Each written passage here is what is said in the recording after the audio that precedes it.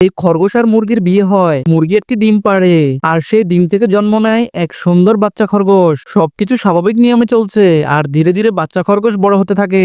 কিন্তু যখন স্কুলে যাওয়ার সময় আসে তখন তার বাবা মা চিন্তিত হয়ে পড়েন, কেননা খরগোশটি ছিল আংশিক রূপে মুরগি। সে তারপরও স্কুলে যায়, কিন্তু অন্যান্য প্রাণীরা তার উপর বিভিন্ন জিনিস ছুটতে থাকে।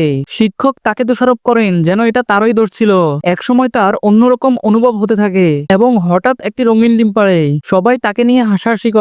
শিক্ষক তাকে স্কুল থেকে বের করে দেয় আর তার বন্ধু না থাকায় তাকে একাই বাড়িতে ফিরতে হয়। পথে তাকে অন্যরা ভয় দেখায় এবং তাকে নিয়ে আরো বেশি হাসাহাসি করে। সে বাড়িতে এসে এই দোষ বাবা মায়ের উপর চাপায়। তবে একদিন সে বুঝতে পারে অন্য কেউ তার মতো রঙিন ডিম দিতে পারবে না, তাই সে বড় শহরে যায়, তার ডিমগুলো বিক্রি করে আর এই রঙিন ডিম খুবই ফেমাস হয়ে ওঠে। তখন সে বিশ্বের সবচেয়ে ধনী খরগোশ হয়ে যায়। কিন্তু এক মাস পর তার বাবা মায়ের কথা মনে পড়ে। সে সিদ্ধান্ত নেয় বাড়ি ফিরে যাওয়ার, কেননা এখন সে ধনী হয়ে গেছে। সে ফিরে আসে আর পরিবারের সাথে খাবার উপভোগ করে।